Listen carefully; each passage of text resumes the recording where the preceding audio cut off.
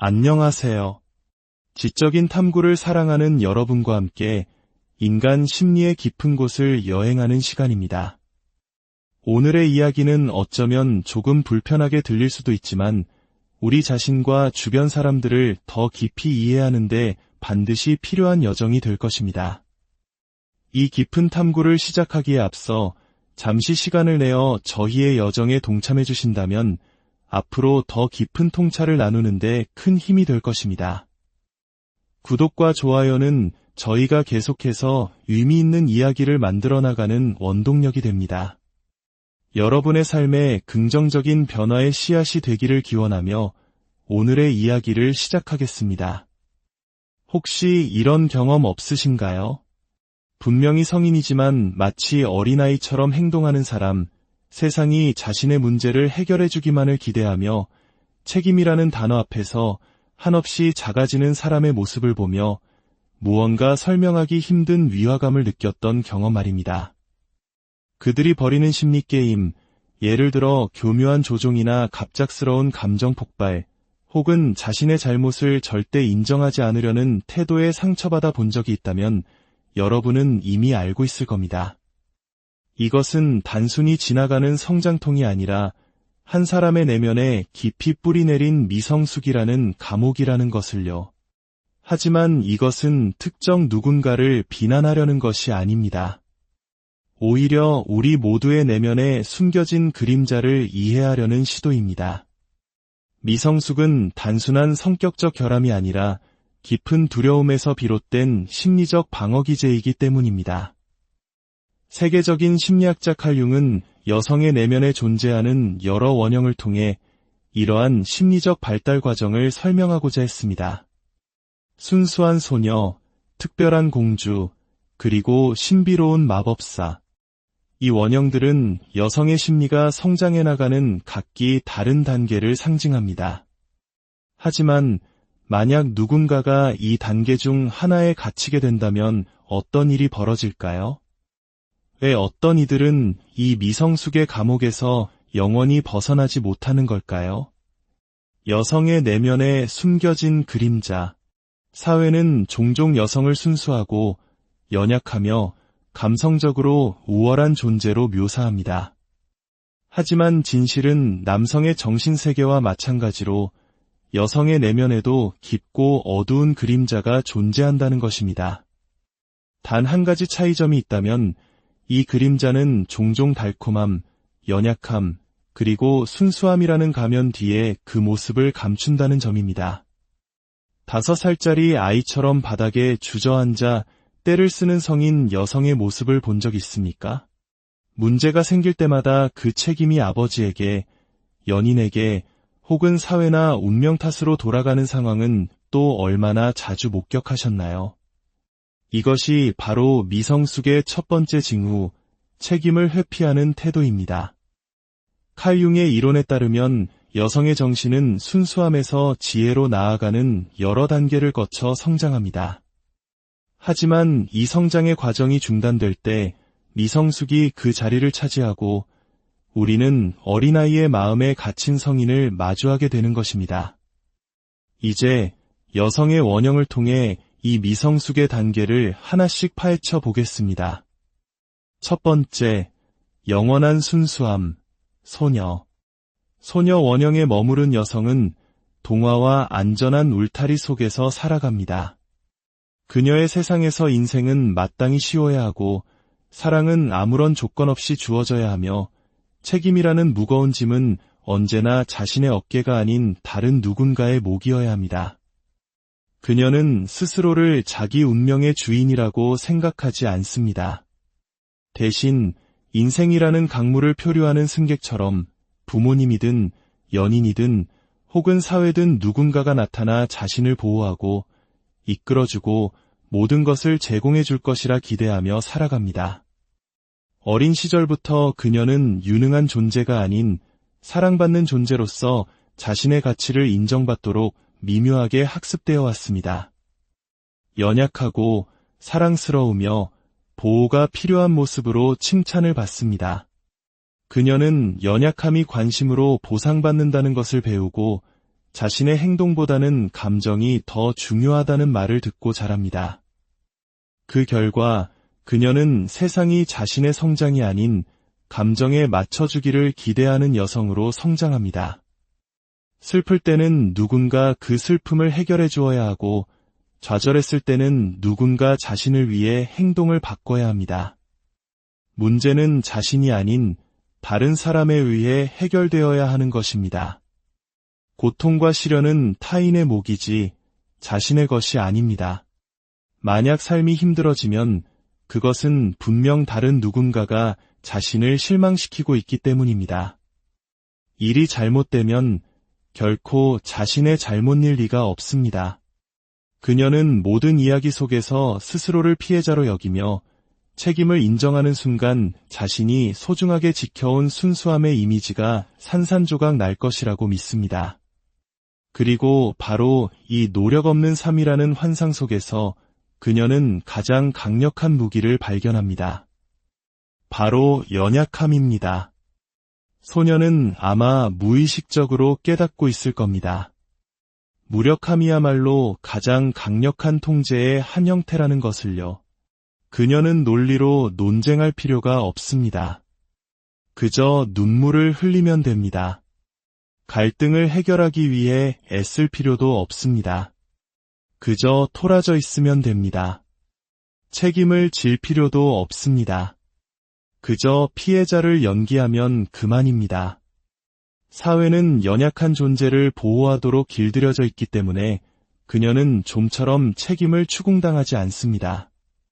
실패하면 누군가 구해주고 실수를 하면 누군가 용서해줍니다. 성장을 거부해도 누군가는 기꺼이 그녀의 미성숙을 감싸 안아줍니다. 적어도 한동안은 말이죠. 하지만 여기 잔인한 진실이 있습니다. 세상은 성장을 거부하는 이들에게 결코 친절하지 않습니다.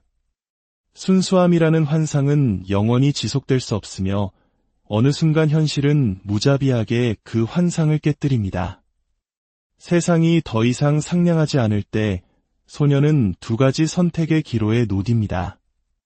하나는 진실을 마주하고 책임을 지며 자신의 두 발로 설 수 있는 사람으로 성장하는 길입니다. 다른 하나는 더 위험한 존재로 변모하는 길입니다. 순수함이 더 이상 통하지 않을 때 조종이 시작되고 그녀는 공주가 됩니다. 두 번째, 여성성으로 위장한 특권의식, 공주. 순수함이 효과를 잃기 시작하면 특권의식이 그 자리를 대신합니다. 처음에는 미묘합니다. 세상이 나에게는 조금 더 쉬워야 한다는 작은 기대, 굳이 증명하지 않아도 사람들이 나의 가치를 알아봐 주어야 한다는 생각. 하지만 이내 그것은 더욱 집요하고 만족할 줄 모르는 거대한 요구로 변질됩니다. 공주는 더 이상 무력한 소녀가 아닙니다. 그녀는 관심을 구걸하지 않습니다. 당연히 받아야 한다고 생각합니다. 호의를 요청하지 않습니다. 마땅히 누려야 할 비디라고 여깁니다. 그녀는 평등을 추구하지 않습니다. 우월함을 추구합니다. 공주는 자신이 특별한 존재라고 믿도록 길들여졌습니다. 노력이나 지성 혹은 기여를 통해서가 아니라 단지 존재한다는 이유만으로 말이죠. 한국 사회에서 흔히 말하는 공주병이 바로 이 원형의 그림자를 정확히 짚어내는 표현일 것입니다. 어느 순간부터 그녀의 내면에는 나는 나 자체로 가치 있다는 위험한 생각이 자리 잡습니다. 이것은 다른 사람들이 겪는 고통스러운 노력의 과정을 건너뛰게 해주는 매혹적인 믿음입니다. 그녀는 자신이 노력, 인내, 훈련이라는 세상의 자연스러운 질서 위에 있다고 믿게 됩니다. 이러한 사고방식은 그녀의 특권의식에 불을 지핍니다. 그녀는 노력 없이도 찬사를 받을 자격이 있다고 믿습니다. 사람들이 자신의 매력이나 아름다움에 자연스럽게 이끌려야 한다고 기대합니다. 고난 없는 성공을 꿈꾸며 자신이 다가가기만 하면 모든 문이 저절로 열려야 한다고 확신합니다. 또한 다른 사람에게는 절대적인 충성을 요구하면서도 자신은 그에 상응하는 것을 돌려줄 필요가 없다고 생각합니다. 하지만 세상이 그녀의 기대에 부응하지 않을 때 그녀의 내면에서 무언가 뒤틀리기 시작합니다. 그녀는 분노를 터뜨립니다. 특권의식이 저항에 부딪힐 때 공주는 자신을 성찰하지 않습니다. 그녀는 자신만의 무기로 맞서 싸웁니다. 그녀의 무기는 물리적인 것이 아니라 심리적인 것입니다. 첫째, 남 탓하기. 절대 내 잘못이 아니야. 잘못을 인정하는 것은 불완전함을 인정하는 것이고 공주는 그것을 용납할 수 없습니다. 모든 실패와 좌절은 다른 누군가의 탓입니다. 직장을 잃었다면 회사가 엉망이었기 때문이고 관계가 끝났다면 상대방이 문제였기 때문입니다. 비판에 직면하면 세상이 자신을 적대하기 때문이라고 믿습니다. 문제는 언제나 세상이지 자신이 아닙니다. 둘째, 감정 폭발. 논리로 이길 수 없다면 나에게 도전한 것을 후회하게 만들어주겠어. 논리가 통하지 않을 때 감정은 그녀의 가장 강력한 도구가 됩니다. 책임을 피하기 위해 울고 대화를 장악하기 위해 소리치며 원하는 것을 얻지 못하면 침묵으로 상대를 벌합니다. 그녀에게 맞서는 것은 눈물과 비난, 죄책감으로 가득한 폭풍을 불러오는 것과 같습니다. 이것은 슬픔이 아니라 통제입니다. 그녀는 사람들이 진실의 가치보다 갈등을 더 두려워한다는 사실을 알고 있기 때문입니다. 셋째, 수동 공격적 조종. 나를 숭배하지 않겠다면 내 스스로를 의심하게 만들어주지. 그녀에게 굴복하기를 거부하고 진실을 지적하는 사람이 나타나면 어떻게 될까요? 공주는 직접적으로 맞서지 않습니다. 대신 은밀하게 움직입니다. 사람들의 마음에 의심의 씨앗을 심고 자신감을 미묘하게 갉아먹습니다. 누군가 성취를 이야기할 때 경멸적인 미소를 짓고 칭찬 속에 교묘하게 가시를 숨깁니다. 아, 드디어 승진했네. 내가 해낼 줄은 정말 몰랐는데 와 같은 말들로 말이죠. 하지만 그녀의 전략에는 치명적인 결함이 있습니다. 특권의식은 어린 시절에나 용납됩니다. 어릴 때는 사람들이 그녀의 변덕을 받아주고 때를 쓰는 모습을 웃어넘기며 원하는 것을 들어줍니다. 성인 초반에도 그녀의 매력이나 자신감 덕분에 어려움 없이 살아가는 것처럼 보일 수 있습니다. 그러나 인생은 성장을 거부하는 이들에게 무자비합니다. 결국 사람들은 이 게임에 동참하기를 멈춥니다. 한때 그녀를 숭배했던 남자들은 드라마에 지치고 그녀를 지지했던 친구들은 자신들이 아무것도 돌려받지 못한다는 사실을 깨닫습니다. 현실은 특권의식이 아닌 노력에 보상합니다. 더 이상 세상이 그녀에게 맞춰주지 않을 때 공주는 다시 한번 선택의 기로에 놓입니다. 성장할 것인가? 아니면 더 깊은 어둠으로 빠져들 것인가? 대부분은 후자를 택합니다. 우월감이라는 환상을 놓기를 거부하며 그녀는 마침내 마법사가 됩니다. 세 번째, 무기가 된 미성숙, 마법사. 이 단계에 이르면 미성숙은 더 이상 무의식적인 행동이 아닙니다. 철저히 계산된 전략입니다. 마법사는 약하지 않습니다. 그녀는 강력합니다. 하지만 그 힘을 자신과 주변을 성장시키는 데 사용하지 않고 오직 통제하는 데에만 사용합니다. 그녀는 지적이고 매력적이며 무엇보다 위험합니다. 그녀는 감정을 느껴야 할 대상이 아니라 이용해야 할 도구로 이해합니다. 포식자가 먹잇감을 관찰하듯 사람들을 연구하며 그들의 약점, 불안, 그리고 마음의 빈틈을 찾아냅니다. 그녀는 감정에 반응하는 것이 아니라 감정을 설계합니다. 소녀가 보호를 원하고 공주가 특권을 요구했다면 마법사는 조종의 제국을 건설합니다. 그녀의 도구는 죄책감, 유혹, 그리고 기만입니다. 그녀는 사랑을 구하지 않습니다. 사랑을 연출합니다. 관심을 구걸하지 않습니다. 관심이 결코 자신을 떠나지 못하게 만듭니다. 그녀는 혼자가 되는 것을 두려워하지 않습니다. 사람들을 자신에게 묶어두는 기술을 완벽하게 터득했기 때문입니다. 하지만 그 매력과 신비로움, 중독적인 유혹의 이면에는 깊은 공허함과 두려움이 존재합니다. 바로 무력해지는 것에 대한 두려움입니다. 그녀는 통제력을 잃는다는 생각 자체를 견디지 못하기에 평생 통제하는 법을 배우는 데에만 몰두해왔습니다. 사랑을 이끌어낼 수 없다면 두려움을 만들어냅니다. 자신감이 넘치는 사람을 무너뜨리고 자존감을 산산조각내며 세상을 자신의 뜻대로 구부리려 합니다. 남자가 떠나려 하면 그가 스스로를 의심하게 만듭니다. 친구가 맞서려 하면 자신을 피해자로 둔갑시킵니다. 그녀의 가장 큰 거짓말은 자신이 천하무적이며 그 무엇도 자신을 건드릴 수 없고 영원히 통제의 중심에 서 있을 것이라는 믿음입니다. 하지만 그녀의 게임에도 비극적이고 피할 수 없는 결함이 존재합니다. 두려움은 영원하지 않다는 것입니다. 미성숙에는 유통기한이 있습니다. 세상은 연약한 여성에게 친절하고 특권의식을 가진 여성을 어느 정도 용납하지만 조종하는 여성은 두려워합니다. 그리고 두려움은 영원히 지속되지 않습니다. 통제는 연결과 같지 않기 때문입니다.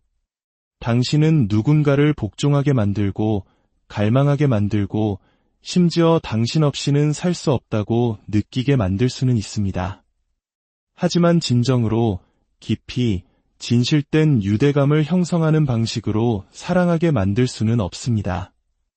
환상이 거치고 게임이 더 이상 통하지 않고 사람들이 마침내 진실을 보기 시작할 때 그들은 떠납니다. 분노나 증오가 아니라 그보다 훨씬 더 끔찍한 것, 바로 무관심과 함께 말입니다. 그것이 바로 마법사의 진정한 죽음입니다.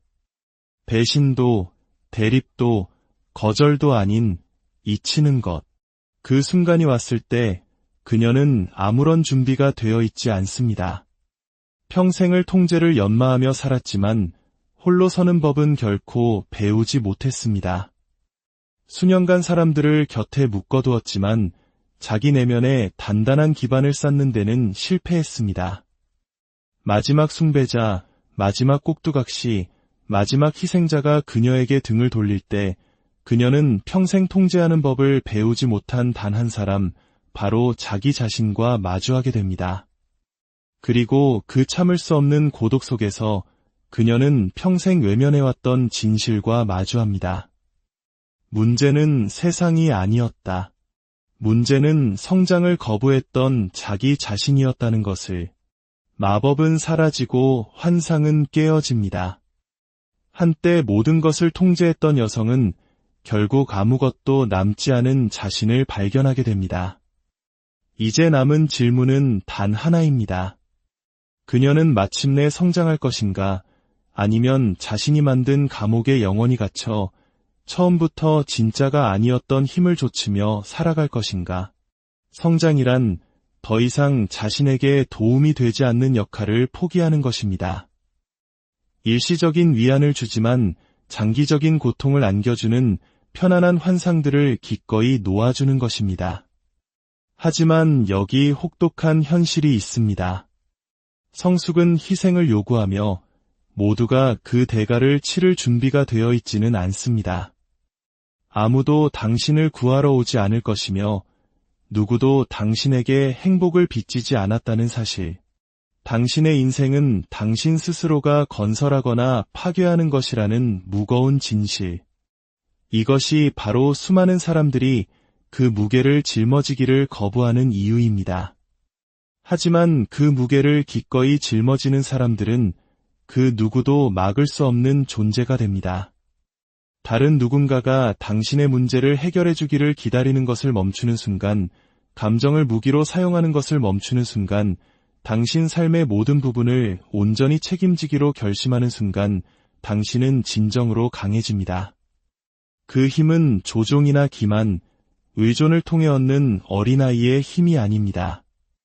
역경을 이겨내는 회복력, 깊은 통찰에서 오는 지혜, 그리고 완전한 자기 통제를 통해 만들어지는 진정한 힘입니다.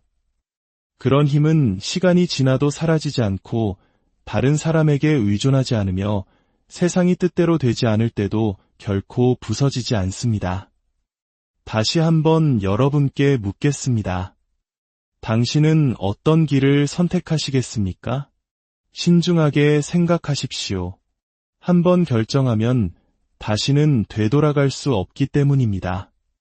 만약 당신이 연약함 대신 힘을, 정체 대신 성장을, 환상 대신 성숙을 선택할 준비가 되었다면 이것은 끝이 아니라 새로운 시작일 뿐입니다.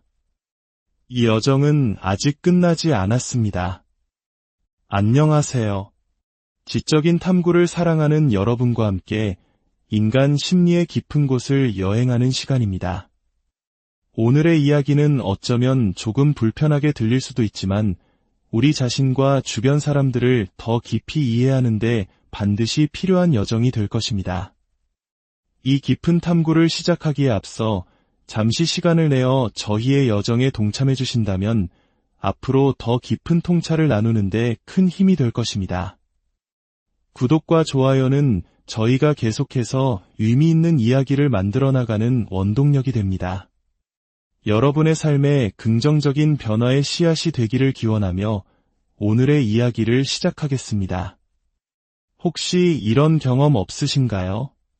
분명히 성인이지만 마치 어린아이처럼 행동하는 사람, 세상이 자신의 문제를 해결해 주기만을 기대하며 책임이라는 단어 앞에서 한없이 작아지는 사람의 모습을 보며 무언가 설명하기 힘든 위화감을 느꼈던 경험 말입니다. 그들이 벌이는 심리게임, 예를 들어 교묘한 조종이나 갑작스러운 감정 폭발, 혹은 자신의 잘못을 절대 인정하지 않으려는 태도에 상처받아 본 적이 있다면 여러분은 이미 알고 있을 겁니다. 이것은 단순히 지나가는 성장통이 아니라 한 사람의 내면에 깊이 뿌리내린 미성숙이라는 감옥이라는 것을요. 하지만 이것은 특정 누군가를 비난하려는 것이 아닙니다. 오히려 우리 모두의 내면에 숨겨진 그림자를 이해하려는 시도입니다. 미성숙은 단순한 성격적 결함이 아니라 깊은 두려움에서 비롯된 심리적 방어 기제이기 때문입니다. 세계적인 심리학자 칼 융은 여성의 내면에 존재하는 여러 원형을 통해 이러한 심리적 발달 과정을 설명하고자 했습니다. 순수한 소녀, 특별한 공주, 그리고 신비로운 마법사. 이 원형들은 여성의 심리가 성장해 나가는 각기 다른 단계를 상징합니다. 하지만 만약 누군가가 이 단계 중 하나에 갇히게 된다면 어떤 일이 벌어질까요? 왜 어떤 이들은 이 미성숙의 감옥에서 영원히 벗어나지 못하는 걸까요? 여성의 내면에 숨겨진 그림자. 사회는 종종 여성을 순수하고 연약하며 감성적으로 우월한 존재로 묘사합니다. 하지만 진실은 남성의 정신세계와 마찬가지로 여성의 내면에도 깊고 어두운 그림자가 존재한다는 것입니다. 단 한 가지 차이점이 있다면 이 그림자는 종종 달콤함, 연약함, 그리고 순수함이라는 가면 뒤에 그 모습을 감춘다는 점입니다. 5살짜리 아이처럼 바닥에 주저앉아 떼를 쓰는 성인 여성의 모습을 본 적 있습니까? 문제가 생길 때마다 그 책임이 아버지에게, 연인에게, 혹은 사회나 운명 탓으로 돌아가는 상황은 또 얼마나 자주 목격하셨나요? 이것이 바로 미성숙의 첫 번째 징후, 책임을 회피하는 태도입니다. 칼 융의 이론에 따르면 여성의 정신은 순수함에서 지혜로 나아가는 여러 단계를 거쳐 성장합니다. 하지만 이 성장의 과정이 중단될 때 미성숙이 그 자리를 차지하고 우리는 어린아이의 마음에 갇힌 성인을 마주하게 되는 것입니다. 이제 여성의 원형을 통해 이 미성숙의 단계를 하나씩 파헤쳐 보겠습니다. 첫 번째, 영원한 순수함, 소녀. 소녀 원형에 머무른 여성은 동화와 안전한 울타리 속에서 살아갑니다. 그녀의 세상에서 인생은 마땅히 쉬워야 하고 사랑은 아무런 조건 없이 주어져야 하며 책임이라는 무거운 짐은 언제나 자신의 어깨가 아닌 다른 누군가의 목이어야 합니다. 그녀는 스스로를 자기 운명의 주인이라고 생각하지 않습니다. 대신 인생이라는 강물을 표류하는 승객처럼 부모님이든 연인이든 혹은 사회든 누군가가 나타나 자신을 보호하고 이끌어주고 모든 것을 제공해 줄 것이라 기대하며 살아갑니다. 어린 시절부터 그녀는 유능한 존재가 아닌 사랑받는 존재로서 자신의 가치를 인정받도록 미묘하게 학습되어 왔습니다. 연약하고 사랑스러우며 보호가 필요한 모습으로 칭찬을 받습니다. 그녀는 연약함이 관심으로 보상받는다는 것을 배우고 자신의 행동보다는 감정이 더 중요하다는 말을 듣고 자랍니다. 그 결과 그녀는 세상이 자신의 성장이 아닌 감정에 맞춰주기를 기대하는 여성으로 성장합니다. 슬플 때는 누군가 그 슬픔을 해결해 주어야 하고 좌절했을 때는 누군가 자신을 위해 행동을 바꿔야 합니다. 문제는 자신이 아닌 다른 사람에 의해 해결되어야 하는 것입니다. 고통과 시련은 타인의 몫이지 자신의 것이 아닙니다. 만약 삶이 힘들어지면 그것은 분명 다른 누군가가 자신을 실망시키고 있기 때문입니다. 일이 잘못되면 결코 자신의 잘못일 리가 없습니다. 그녀는 모든 이야기 속에서 스스로를 피해자로 여기며 책임을 인정하는 순간 자신이 소중하게 지켜온 순수함의 이미지가 산산조각 날 것이라고 믿습니다. 그리고 바로 이 노력 없는 삶이라는 환상 속에서 그녀는 가장 강력한 무기를 발견합니다. 바로 연약함입니다. 소녀는 아마 무의식적으로 깨닫고 있을 겁니다. 무력함이야말로 가장 강력한 통제의 한 형태라는 것을요. 그녀는 논리로 논쟁할 필요가 없습니다. 그저 눈물을 흘리면 됩니다. 갈등을 해결하기 위해 애쓸 필요도 없습니다. 그저 토라져 있으면 됩니다. 책임을 질 필요도 없습니다. 그저 피해자를 연기하면 그만입니다. 사회는 연약한 존재를 보호하도록 길들여져 있기 때문에 그녀는 좀처럼 책임을 추궁당하지 않습니다. 실패하면 누군가 구해주고 실수를 하면 누군가 용서해줍니다. 성장을 거부해도 누군가는 기꺼이 그녀의 미성숙을 감싸 안아줍니다. 적어도 한동안은 말이죠. 하지만 여기 잔인한 진실이 있습니다. 세상은 성장을 거부하는 이들에게 결코 친절하지 않습니다. 순수함이라는 환상은 영원히 지속될 수 없으며 어느 순간 현실은 무자비하게 그 환상을 깨뜨립니다. 세상이 더 이상 상냥하지 않을 때 소녀는 두 가지 선택의 기로에 놓딥니다. 하나는 진실을 마주하고 책임을 지며 자신의 두 발로 설 수 있는 사람으로 성장하는 길입니다. 다른 하나는 더 위험한 존재로 변모하는 길입니다. 순수함이 더 이상 통하지 않을 때 조종이 시작되고 그녀는 공주가 됩니다.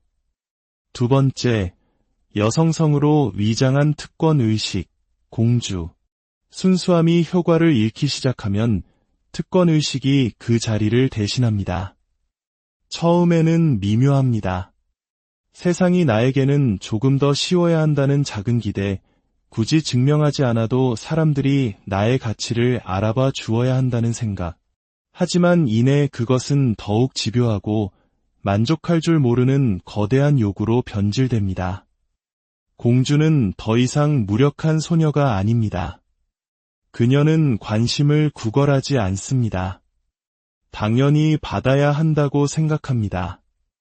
호의를 요청하지 않습니다. 마땅히 누려야 할 빚이라고 여깁니다. 그녀는 평등을 추구하지 않습니다. 우월함을 추구합니다. 공주는 자신이 특별한 존재라고 믿도록 길들여졌습니다. 노력이나 지성 혹은 기여를 통해서가 아니라 단지 존재한다는 이유만으로 말이죠. 한국 사회에서 흔히 말하는 공주병이 바로 이 원형의 그림자를 정확히 짚어내는 표현일 것입니다. 어느 순간부터 그녀의 내면에는 나는 나 자체로 가치 있다는 위험한 생각이 자리 잡습니다. 이것은 다른 사람들이 겪는 고통스러운 노력의 과정을 건너뛰게 해주는 매혹적인 믿음입니다. 그녀는 자신이 노력, 인내, 훈련이라는 세상의 자연스러운 질서 위에 있다고 믿게 됩니다. 이러한 사고방식은 그녀의 특권의식에 불을 지핍니다. 그녀는 노력 없이도 찬사를 받을 자격이 있다고 믿습니다. 사람들이 자신의 매력이나 아름다움에 자연스럽게 이끌려야 한다고 기대합니다. 고난 없는 성공을 꿈꾸며 자신이 다가가기만 하면 모든 문이 저절로 열려야 한다고 확신합니다. 또한 다른 사람에게는 절대적인 충성을 요구하면서도 자신은 그에 상응하는 것을 돌려줄 필요가 없다고 생각합니다. 하지만 세상이 그녀의 기대에 부응하지 않을 때 그녀의 내면에서 무언가 뒤틀리기 시작합니다. 그녀는 분노를 터뜨립니다. 특권의식이 저항에 부딪힐 때 공주는 자신을 성찰하지 않습니다. 그녀는 자신만의 무기로 맞서 싸웁니다. 그녀의 무기는 물리적인 것이 아니라 심리적인 것입니다. 첫째, 남 탓하기.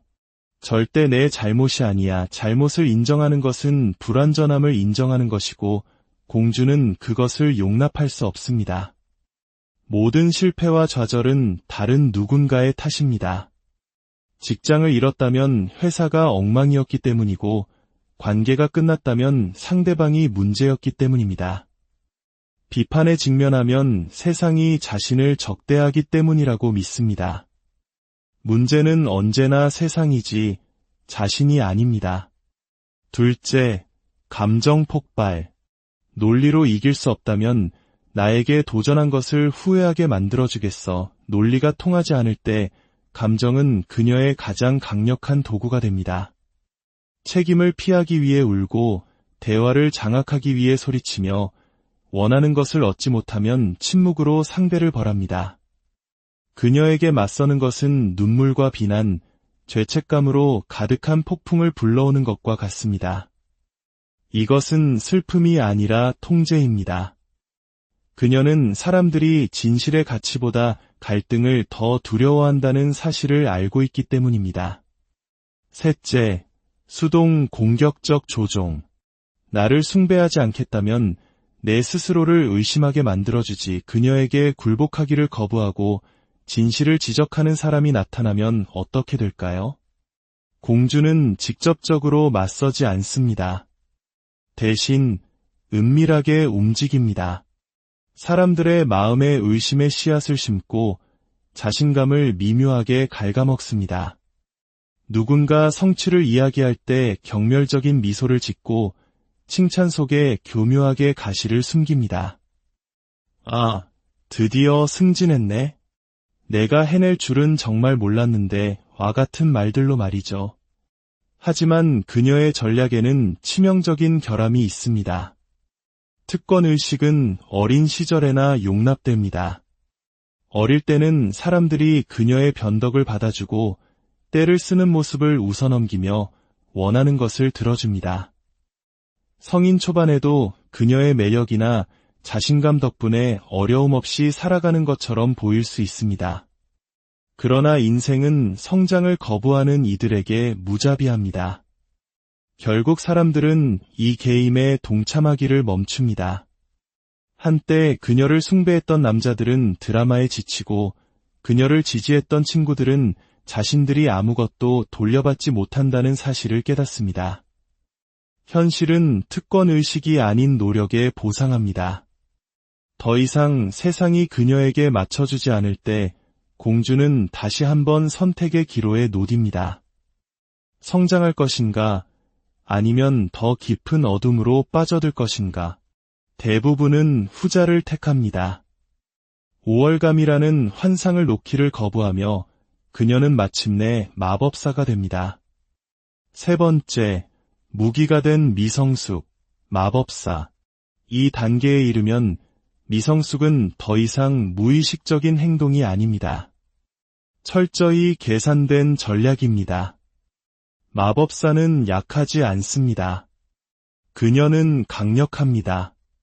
하지만 그 힘을 자신과 주변을 성장시키는 데 사용하지 않고 오직 통제하는 데에만 사용합니다. 그녀는 지적이고 매력적이며 무엇보다 위험합니다. 그녀는 감정을 느껴야 할 대상이 아니라 이용해야 할 도구로 이해합니다. 포식자가 먹잇감을 관찰하듯 사람들을 연구하며 그들의 약점, 불안, 그리고 마음의 빈틈을 찾아냅니다. 그녀는 감정에 반응하는 것이 아니라 감정을 설계합니다. 소녀가 보호를 원하고 공주가 특권을 요구했다면 마법사는 조종의 제국을 건설합니다. 그녀의 도구는 죄책감, 유혹, 그리고 기만입니다. 그녀는 사랑을 구하지 않습니다. 사랑을 연출합니다. 관심을 구걸하지 않습니다. 관심이 결코 자신을 떠나지 못하게 만듭니다. 그녀는 혼자가 되는 것을 두려워하지 않습니다. 사람들을 자신에게 묶어두는 기술을 완벽하게 터득했기 때문입니다. 하지만 그 매력과 신비로움, 중독적인 유혹의 이면에는 깊은 공허함과 두려움이 존재합니다. 바로 무력해지는 것에 대한 두려움입니다. 그녀는 통제력을 잃는다는 생각 자체를 견디지 못하기에 평생 통제하는 법을 배우는 데에만 몰두해왔습니다. 사랑을 이끌어낼 수 없다면 두려움을 만들어냅니다. 자신감이 넘치는 사람을 무너뜨리고 자존감을 산산조각내며 세상을 자신의 뜻대로 구부리려 합니다. 남자가 떠나려 하면 그가 스스로를 의심하게 만듭니다. 친구가 맞서려 하면 자신을 피해자로 둔갑시킵니다. 그녀의 가장 큰 거짓말은 자신이 천하무적이며 그 무엇도 자신을 건드릴 수 없고 영원히 통제의 중심에 서 있을 것이라는 믿음입니다. 하지만 그녀의 게임에도 비극적이고 피할 수 없는 결함이 존재합니다. 두려움은 영원하지 않다는 것입니다. 미성숙에는 유통기한이 있습니다. 세상은 연약한 여성에게 친절하고 특권의식을 가진 여성을 어느 정도 용납하지만 조종하는 여성은 두려워합니다. 그리고 두려움은 영원히 지속되지 않습니다. 통제는 연결과 같지 않기 때문입니다. 당신은 누군가를 복종하게 만들고 갈망하게 만들고 심지어 당신 없이는 살 수 없다고 느끼게 만들 수는 있습니다. 하지만 진정으로 깊이 진실된 유대감을 형성하는 방식으로 사랑하게 만들 수는 없습니다. 환상이 거치고 게임이 더 이상 통하지 않고 사람들이 마침내 진실을 보기 시작할 때 그들은 떠납니다. 분노나 증오가 아니라 그보다 훨씬 더 끔찍한 것, 바로 무관심과 함께 말입니다. 그것이 바로 마법사의 진정한 죽음입니다. 배신도, 대립도, 거절도 아닌 잊히는 것. 그 순간이 왔을 때 그녀는 아무런 준비가 되어 있지 않습니다. 평생을 통제를 연마하며 살았지만 홀로 서는 법은 결코 배우지 못했습니다. 수년간 사람들을 곁에 묶어두었지만 자기 내면에 단단한 기반을 쌓는 데는 실패했습니다. 마지막 숭배자, 마지막 꼭두각시, 마지막 희생자가 그녀에게 등을 돌릴 때 그녀는 평생 통제하는 법을 배우지 못한 단 한 사람, 바로 자기 자신과 마주하게 됩니다. 그리고 그 참을 수 없는 고독 속에서 그녀는 평생 외면해왔던 진실과 마주합니다. 문제는 세상이 아니었다. 문제는 성장을 거부했던 자기 자신이었다는 것을. 마법은 사라지고 환상은 깨어집니다. 한때 모든 것을 통제했던 여성은 결국 아무것도 남지 않은 자신을 발견하게 됩니다. 이제 남은 질문은 단 하나입니다. 그녀는 마침내 성장할 것인가, 아니면 자신이 만든 감옥에 영원히 갇혀 처음부터 진짜가 아니었던 힘을 좇으며 살아갈 것인가. 성장이란 더 이상 자신에게 도움이 되지 않는 역할을 포기하는 것입니다. 일시적인 위안을 주지만 장기적인 고통을 안겨주는 편안한 환상들을 기꺼이 놓아주는 것입니다. 하지만 여기 혹독한 현실이 있습니다. 성숙은 희생을 요구하며 모두가 그 대가를 치를 준비가 되어 있지는 않습니다.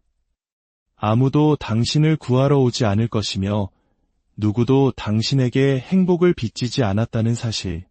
당신의 인생은 당신 스스로가 건설하거나 파괴하는 것이라는 무거운 진실. 이것이 바로 수많은 사람들이 그 무게를 짊어지기를 거부하는 이유입니다.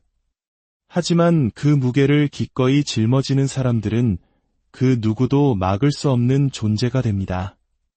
다른 누군가가 당신의 문제를 해결해 주기를 기다리는 것을 멈추는 순간, 감정을 무기로 사용하는 것을 멈추는 순간, 당신 삶의 모든 부분을 온전히 책임지기로 결심하는 순간, 당신은 진정으로 강해집니다. 그 힘은 조종이나 기만, 의존을 통해 얻는 어린아이의 힘이 아닙니다. 역경을 이겨내는 회복력, 깊은 통찰에서 오는 지혜, 그리고 완전한 자기 통제를 통해 만들어지는 진정한 힘입니다. 그런 힘은 시간이 지나도 사라지지 않고 다른 사람에게 의존하지 않으며 세상이 뜻대로 되지 않을 때도 결코 부서지지 않습니다. 다시 한번 여러분께 묻겠습니다. 당신은 어떤 길을 선택하시겠습니까? 신중하게 생각하십시오. 한번 결정하면 다시는 되돌아갈 수 없기 때문입니다. 만약 당신이 연약함 대신 힘을, 정체 대신 성장을, 환상 대신 성숙을 선택할 준비가 되었다면 이것은 끝이 아니라 새로운 시작일 뿐입니다. 이 여정은 아직 끝나지 않았습니다. 안녕하세요. 지적인 탐구를 사랑하는 여러분과 함께 인간 심리의 깊은 곳을 여행하는 시간입니다. 오늘의 이야기는 어쩌면 조금 불편하게 들릴 수도 있지만 우리 자신과 주변 사람들을 더 깊이 이해하는 데 반드시 필요한 여정이 될 것입니다. 이 깊은 탐구를 시작하기에 앞서 잠시 시간을 내어 저희의 여정에 동참해 주신다면 앞으로 더 깊은 통찰을 나누는 데 큰 힘이 될 것입니다. 구독과 좋아요는 저희가 계속해서 의미 있는 이야기를 만들어 나가는 원동력이 됩니다. 여러분의 삶에 긍정적인 변화의 씨앗이 되기를 기원하며 오늘의 이야기를 시작하겠습니다. 혹시 이런 경험 없으신가요? 분명히 성인이지만 마치 어린아이처럼 행동하는 사람, 세상이 자신의 문제를 해결해 주기만을 기대하며 책임이라는 단어 앞에서 한없이 작아지는 사람의 모습을 보며 무언가 설명하기 힘든 위화감을 느꼈던 경험 말입니다. 그들이 벌이는 심리게임, 예를 들어 교묘한 조종이나 갑작스러운 감정 폭발, 혹은 자신의 잘못을 절대 인정하지 않으려는 태도에 상처받아 본 적이 있다면 여러분은 이미 알고 있을 겁니다. 이것은 단순히 지나가는 성장통이 아니라 한 사람의 내면에 깊이 뿌리내린 미성숙이라는 감옥이라는 것을요. 하지만 이것은 특정 누군가를 비난하려는 것이 아닙니다. 오히려 우리 모두의 내면에 숨겨진 그림자를 이해하려는 시도입니다. 미성숙은 단순한 성격적 결함이 아니라 깊은 두려움에서 비롯된 심리적 방어 기제이기 때문입니다. 세계적인 심리학자 칼 융은 여성의 내면에 존재하는 여러 원형을 통해 이러한 심리적 발달 과정을 설명하고자 했습니다. 순수한 소녀, 특별한 공주, 그리고 신비로운 마법사. 이 원형들은 여성의 심리가 성장해 나가는 각기 다른 단계를 상징합니다.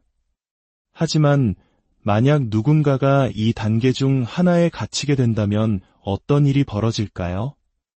왜 어떤 이들은 이 미성숙의 감옥에서 영원히 벗어나지 못하는 걸까요?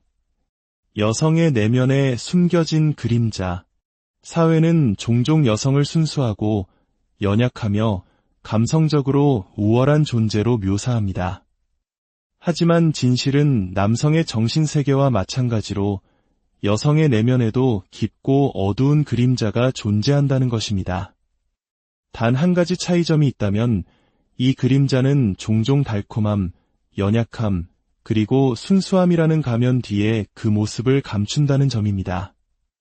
5살짜리 아이처럼 바닥에 주저앉아 떼를 쓰는 성인 여성의 모습을 본 적 있습니까?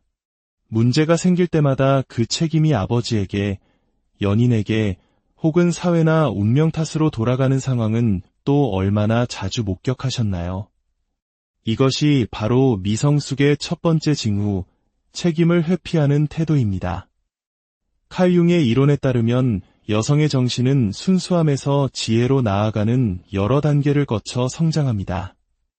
하지만 이 성장의 과정이 중단될 때 미성숙이 그 자리를 차지하고 우리는 어린아이의 마음에 갇힌 성인을 마주하게 되는 것입니다. 이제 여성의 원형을 통해 이 미성숙의 단계를 하나씩 파헤쳐 보겠습니다. 첫 번째, 영원한 순수함, 소녀.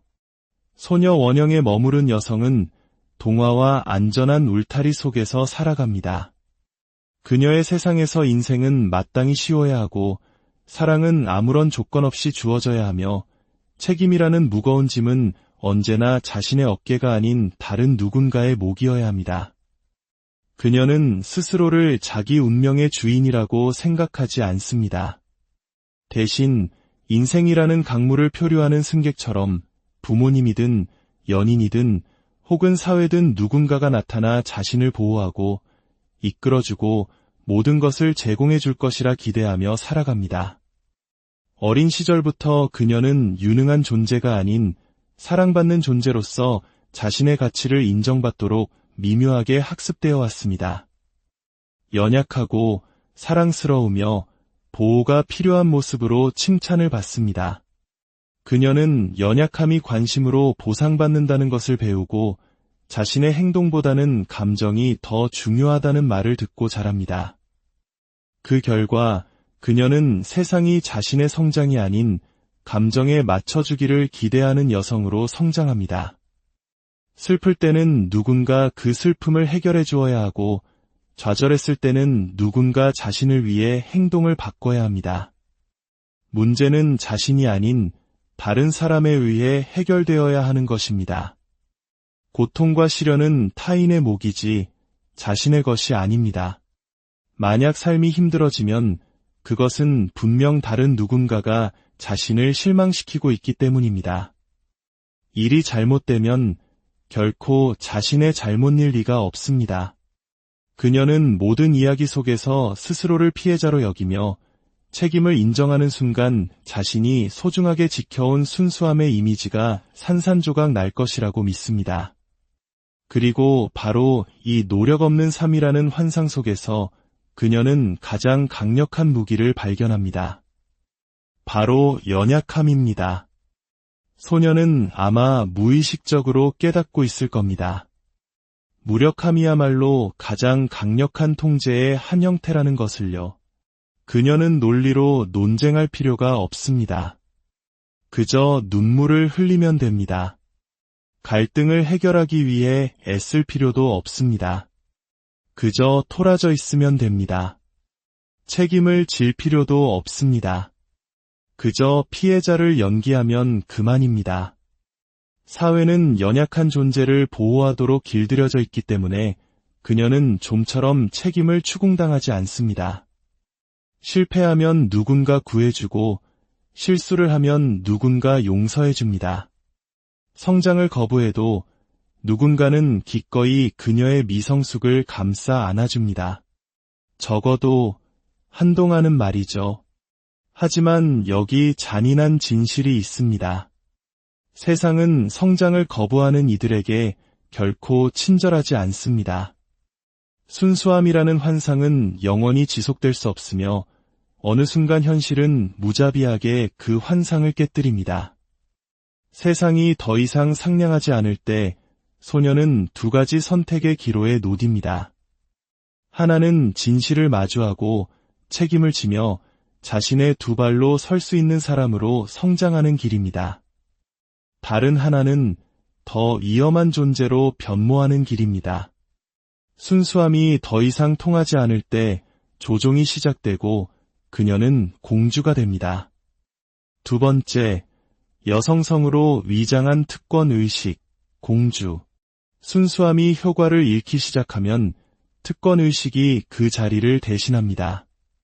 처음에는 미묘합니다. 세상이 나에게는 조금 더 쉬워야 한다는 작은 기대, 굳이 증명하지 않아도 사람들이 나의 가치를 알아봐 주어야 한다는 생각. 하지만 이내 그것은 더욱 집요하고 만족할 줄 모르는 거대한 요구로 변질됩니다. 공주는 더 이상 무력한 소녀가 아닙니다. 그녀는 관심을 구걸하지 않습니다. 당연히 받아야 한다고 생각합니다.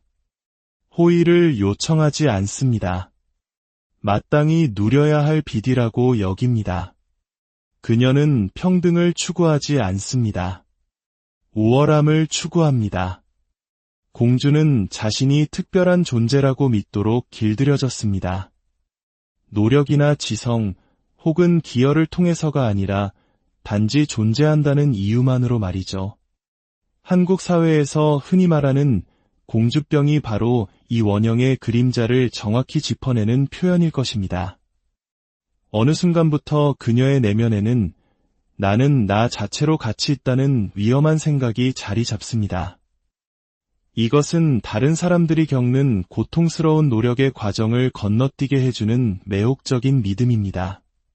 그녀는 자신이 노력, 인내, 훈련이라는 세상의 자연스러운 질서 위에 있다고 믿게 됩니다. 이러한 사고방식은 그녀의 특권의식에 불을 지핍니다. 그녀는 노력 없이도 찬사를 받을 자격이 있다고 믿습니다. 사람들이 자신의 매력이나 아름다움에 자연스럽게 이끌려야 한다고 기대합니다. 고난 없는 성공을 꿈꾸며 자신이 다가가기만 하면 모든 문이 저절로 열려야 한다고 확신합니다. 또한 다른 사람에게는 절대적인 충성을 요구하면서도 자신은 그에 상응하는 것을 돌려줄 필요가 없다고 생각합니다. 하지만 세상이 그녀의 기대에 부응하지 않을 때 그녀의 내면에서 무언가 뒤틀리기 시작합니다. 그녀는 분노를 터뜨립니다. 특권의식이 저항에 부딪힐 때 공주는 자신을 성찰하지 않습니다. 그녀는 자신만의 무기로 맞서 싸웁니다. 그녀의 무기는 물리적인 것이 아니라 심리적인 것입니다. 첫째, 남 탓하기. 절대 내 잘못이 아니야. 잘못을 인정하는 것은 불완전함을 인정하는 것이고 공주는 그것을 용납할 수 없습니다. 모든 실패와 좌절은 다른 누군가의 탓입니다. 직장을 잃었다면 회사가 엉망이었기 때문이고 관계가 끝났다면 상대방이 문제였기 때문입니다. 비판에 직면하면 세상이 자신을 적대하기 때문이라고 믿습니다. 문제는 언제나 세상이지 자신이 아닙니다. 둘째, 감정 폭발. 논리로 이길 수 없다면 나에게 도전한 것을 후회하게 만들어주겠어. 논리가 통하지 않을 때 감정은 그녀의 가장 강력한 도구가 됩니다. 책임을 피하기 위해 울고 대화를 장악하기 위해 소리치며 원하는 것을 얻지 못하면 침묵으로 상대를 벌합니다. 그녀에게 맞서는 것은 눈물과 비난, 죄책감으로 가득한 폭풍을 불러오는 것과 같습니다. 이것은 슬픔이 아니라 통제입니다. 그녀는 사람들이 진실의 가치보다 갈등을 더 두려워한다는 사실을 알고 있기 때문입니다. 셋째, 수동 공격적 조종. 나를 숭배하지 않겠다면 내 스스로를 의심하게 만들어주지. 그녀에게 굴복하기를 거부하고 진실을 지적하는 사람이 나타나면 어떻게 될까요? 공주는 직접적으로 맞서지 않습니다. 대신 은밀하게 움직입니다. 사람들의 마음에 의심의 씨앗을 심고 자신감을 미묘하게 갉아먹습니다. 누군가 성취를 이야기할 때 경멸적인 미소를 짓고 칭찬 속에 교묘하게 가시를 숨깁니다. 아, 드디어 승진했네. 내가 해낼 줄은 정말 몰랐는데 와 같은 말들로 말이죠. 하지만 그녀의 전략에는 치명적인 결함이 있습니다. 특권의식은 어린 시절에나 용납됩니다. 어릴 때는 사람들이 그녀의 변덕을 받아주고 때를 쓰는 모습을 웃어넘기며 원하는 것을 들어줍니다. 성인 초반에도 그녀의 매력이나 자신감 덕분에 어려움 없이 살아가는 것처럼 보일 수 있습니다. 그러나 인생은 성장을 거부하는 이들에게 무자비합니다. 결국 사람들은 이 게임에 동참하기를 멈춥니다. 한때 그녀를 숭배했던 남자들은 드라마에 지치고 그녀를 지지했던 친구들은 자신들이 아무것도 돌려받지 못한다는 사실을 깨닫습니다. 현실은 특권의식이 아닌 노력에 보상합니다. 더 이상 세상이 그녀에게 맞춰주지 않을 때 공주는 다시 한번 선택의 기로에 놓입니다. 성장할 것인가, 아니면 더 깊은 어둠으로 빠져들 것인가. 대부분은 후자를 택합니다. 5월감이라는 환상을 놓기를 거부하며 그녀는 마침내 마법사가 됩니다. 세 번째, 무기가 된 미성숙, 마법사. 이 단계에 이르면 미성숙은 더 이상 무의식적인 행동이 아닙니다. 철저히 계산된 전략입니다. 마법사는 약하지 않습니다. 그녀는 강력합니다. 하지만 그 힘을 자신과 주변을 성장시키는 데 사용하지 않고 오직 통제하는 데에만 사용합니다. 그녀는 지적이고 매력적이며 무엇보다 위험합니다. 그녀는 감정을 느껴야 할 대상이 아니라 이용해야 할 도구로 이해합니다. 포식자가 먹잇감을 관찰하듯 사람들을 연구하며 그들의 약점, 불안, 그리고 마음의 빈틈을 찾아냅니다. 그녀는 감정에 반응하는 것이 아니라 감정을 설계합니다. 소녀가 보호를 원하고 공주가 특권을 요구했다면 마법사는 조종의 제국을 건설합니다. 그녀의 도구는 죄책감, 유혹, 그리고 기만입니다. 그녀는 사랑을 구하지 않습니다. 사랑을 연출합니다. 관심을 구걸하지 않습니다. 관심이 결코 자신을 떠나지 못하게 만듭니다. 그녀는 혼자가 되는 것을 두려워하지 않습니다. 사람들을 자신에게 묶어두는 기술을 완벽하게 터득했기 때문입니다. 하지만 그 매력과 신비로움, 중독적인 유혹의 이면에는 깊은 공허함과 두려움이 존재합니다. 바로 무력해지는 것에 대한 두려움입니다. 그녀는 통제력을 잃는다는 생각 자체를 견디지 못하기에 평생 통제하는 법을 배우는 데에만 몰두해왔습니다. 사랑을 이끌어낼 수 없다면 두려움을 만들어냅니다. 자신감이 넘치는 사람을 무너뜨리고 자존감을 산산조각내며 세상을 자신의 뜻대로 구부리려 합니다. 남자가 떠나려 하면 그가 스스로를 의심하게 만듭니다.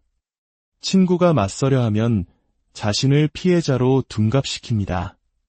그녀의 가장 큰 거짓말은 자신이 천하무적이며 그 무엇도 자신을 건드릴 수 없고 영원히 통제의 중심에 서 있을 것이라는 믿음입니다.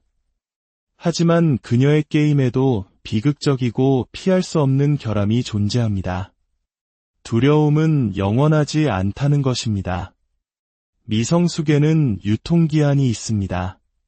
세상은 연약한 여성에게 친절하고 특권의식을 가진 여성을 어느 정도 용납하지만 조종하는 여성은 두려워합니다. 그리고 두려움은 영원히 지속되지 않습니다. 통제는 연결과 같지 않기 때문입니다. 당신은 누군가를 복종하게 만들고 갈망하게 만들고 심지어 당신 없이는 살 수 없다고 느끼게 만들 수는 있습니다. 하지만 진정으로 깊이 진실된 유대감을 형성하는 방식으로 사랑하게 만들 수는 없습니다. 환상이 거치고 게임이 더 이상 통하지 않고 사람들이 마침내 진실을 보기 시작할 때 그들은 떠납니다. 분노나 증오가 아니라 그보다 훨씬 더 끔찍한 것, 바로 무관심과 함께 말입니다.